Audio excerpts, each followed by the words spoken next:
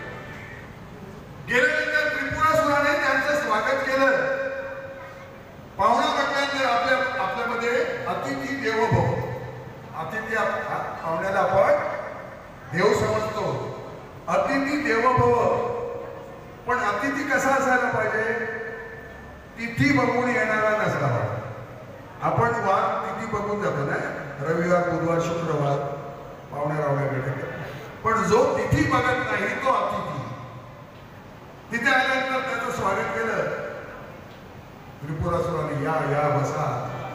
प्या, चहा प्या, जमल्यास जेवून जा, बरं वाटतं नाही असं कोणी विचारलं तर.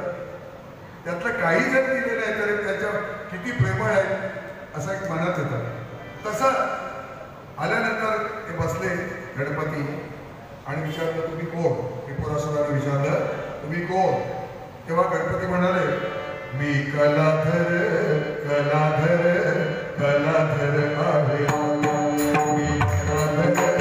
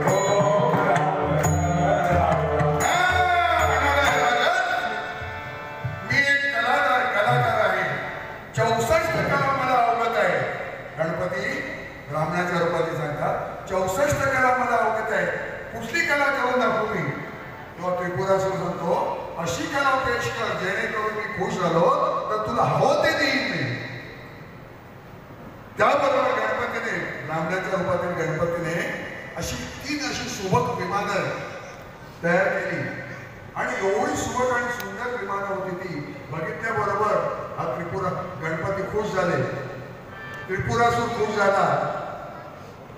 आता विमानच ती हेलिकॉप्टर होती नाही जिकडे तिकडे. आता आमचा हायवे बघायला जातात मंत्री हेलिकॉप्टरने जातात, चालत नाही जातात खड्ड्यातून. तर ती सोबत विमाने बघून ते खुश झाले आणि त्रिपुरासूर सांगतो गणपतीला तुला हवं काय देऊ तुला? तर त्याने सांगितलं की मंदार पर्वतावरती चिंतामणीची मूर्ती आहे ती मला दे. चिंतामणीची मूर्ती मागितल्याबरोबर चिंतामणीची मूर्ती मागितल्याबरोबर काय एवढंच आता देतो म्हणाला. कोण सांगतोय? त्रिपुरासूर. त्यांचे सेवक हा राजा झाला. त्याला म्हणा कोण आहे तिथं? मी सरकार. तू सरकार मग मी कोण? तुम्हीच सरकार. तेच म्हण कोण आले तिथे? एक त्याचा सरदार म्हणजे नोकराला तिथं आणि त्याला सांगितलं आताच्या आता मंदार पर्वतावर जा आणि शंभूदेवाकडे चिंतामणीची मूर्ती आहे ती घेऊन ये. आता त्रिपुरासुराचा दूत तो नाही सगळ्या देवाला पण त्याने नको नकोसं केला. तो त्रिपुरासुराचा दूत शंकराकडे ते चिंतामणीची मूर्ती मागायला गेला. पण असा चालत गेला हो तुम्ही व्यायामशाळेतला छाती बाहेर काढून आणि म्हणाला हो शंभू महादेवानं आमच्या राजाने तुमच्याकडे चिंतामणीची मूर्ती आहे ती मागितली, देता की नाही सांगा? हो हो हसला तो. तुम्ही नाही हसले पण